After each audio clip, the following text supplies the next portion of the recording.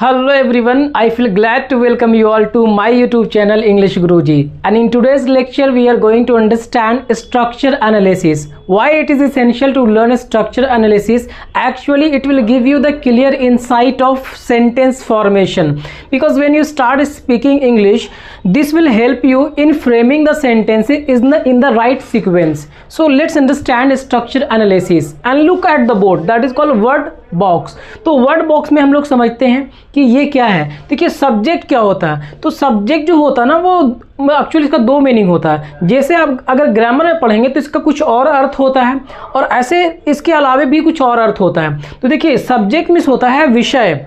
विषय जैसे मान लिया जाए कि कोई किताब अगर पढ़ते हैं तो उसको बोलते हैं कि इंग्लिश सब्जेक्ट है, हिंदी सब्जेक्ट है, मैथ है, संस्कृत है, तो उसको सब्जेक्ट बोलते हैं, वो विषय होता है. लेकिन जब ग्रामर में पढ़ते हैं तो सब्जेक्ट का अर्थ होता है, बोलते हैं इसको कर्ता.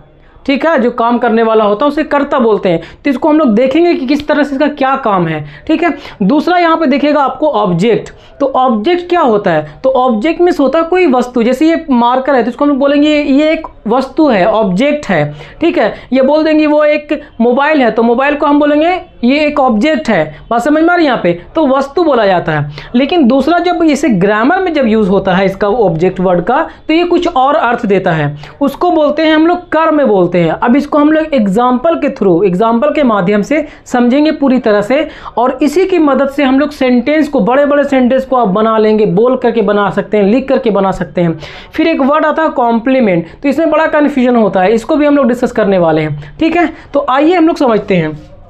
देखिए ये सब्जेक्ट है. तो जब सब्जेक्ट होता है ना तो वो स्टार्टिंग में ही आपको दिखेगा मोस्ट ऑफ द टाइम. ठीक है. ये बेसिक वीडियो है तो उसी हिसाब से मैं बात कर रहा हूँ. फिर ये मेन वर्ब है एंड ऑब्जेक्ट है. तो सब्जेक्ट जो काम करता है, ये जो सब्जेक्ट है जो ये काम करता है ना, इसका असर किस पे होता है. ये होता है ऑब्जेक्ट के ऊपर में होता है.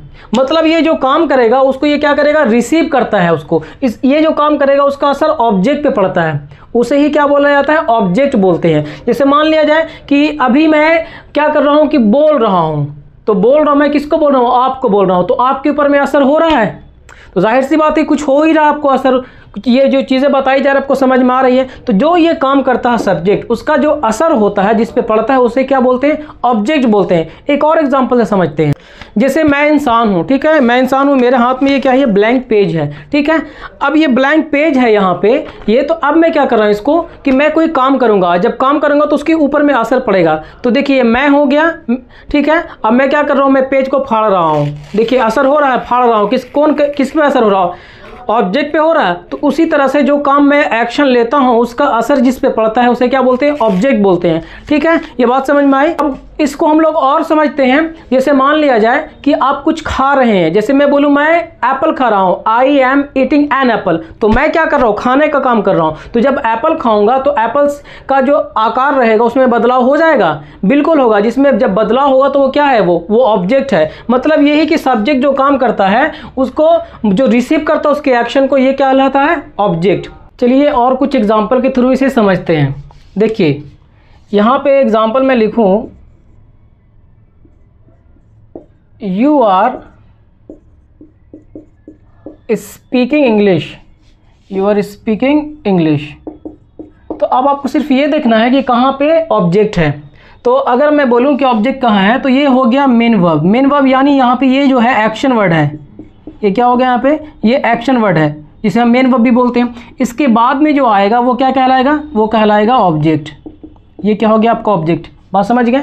अगर मैं आपसे ढूंढने के लिए बोलूँ कि सब्जेक्ट कहाँ पे है तो सब्जेक्ट जो है आपका यहाँ पे, ये यहाँ पे है.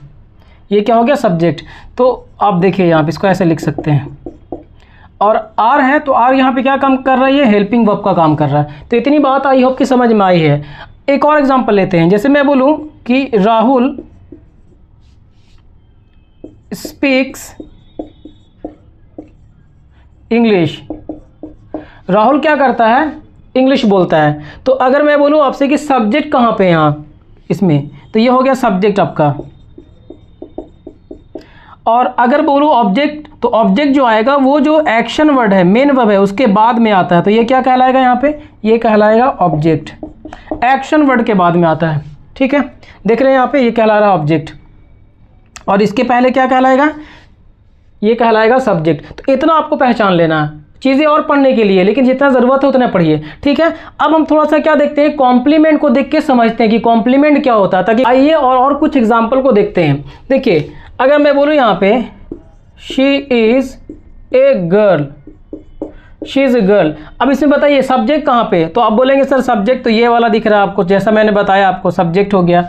अब इज़ है, तो इज़ यहाँ पे मेन वर्ब की तरह काम कर रहा है, लेकिन 100% मेन वर्ब नहीं है, ठीक है, ये एक्शन वर्ड नहीं है, ठीक है। अब याद रखिए कि इज़, एम, आर, वाज, वर हो, ठीक है, उसके बाद में अगर कोई नॉन आ जाए या फिर कोई एडजेक्टिव आ जाए तो उस वाले पार्ट को क्या बोलेंगे हम लोग, कॉम्प्लीमेंट बोलेंगे, ऑब्जेक्ट नहीं बोलेंगे। तो अगर आपके इज़, एम, आर दिख रहा है यहाँ पे और कोई एक्शन वर्ड नहीं दिख रहा है तो इसे आप क्या बोलेंगे, ऑब्जेक्ट बोलेंगे या कॉम्प्लीमेंट बोलेंगे, तो इसे बोलेंगे हम लोग कॉम्प्लीमेंट, ठीक है। ये क्या कहलाएंगे, कॉम्प्लीमेंट। बात समझ गए यहाँ पे, इसको ऑब्जेक्ट आपको नहीं बोलना है, this is not an object in the grammar, right, ये ऑब्जेक्ट नहीं है। ऑब्जेक्ट तभी होगा जब मेन वर्ब के बाद में आता है, मतलब एक्शन वर्ड के बाद में आता है ये, ठीक है। एक और एग्जांपल देते हैं, अगर मैं बोलूँ यहाँ पे कि शी इज लर्निंग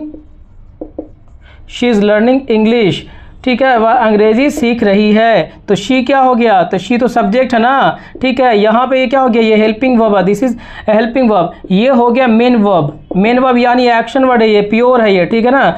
अब इसके बाद में जो आ रहा है ये क्या कहलाएगा, है दिस इज एन ऑब्जेक्ट, इसको हम लोग ऑब्जेक्ट बोलेंगे। कॉम्प्लीमेंट और ऑब्जेक्ट का कॉन्सेप्ट समझे आप, ठीक है। एक और एग्जाम्पल मैं दे दे रहा हूँ यहाँ पे, देखिए, अगर मैं बोलूँ आई एम हैप्पी, आप बताइए यहाँ पे कि ये जो हैप्पी है ये क्या है, कॉम्प्लीमेंट बोलेंगे आप इसे, COM मैं कर रहा हूँ कॉम्प्लीमेंट, या फिर ऑब्जेक्ट बोलेंगे, आप ही बताइए। तो ऑब्जेक्ट तो है नहीं, ये कॉम्प्लीमेंट है, बात समझ गए। I am happy compliment, you are sad, you are a teacher, ये सारा का सारा जो है वो कॉम्प्लीमेंट दिख रहा है। जैसे देखिए, यू आर ए टीचर, तो ये क्या बोलेंगे इसको, ये क्या कहलाएगा, ये कॉम्प्लीमेंट कहलाएगा। मैंने क्यों बताया कि ये क्यों हो रहा है, ये सारा कुछ बता चुका हूँ। ये हो गया सब्जेक्ट, ठीक है, बात समझ गए।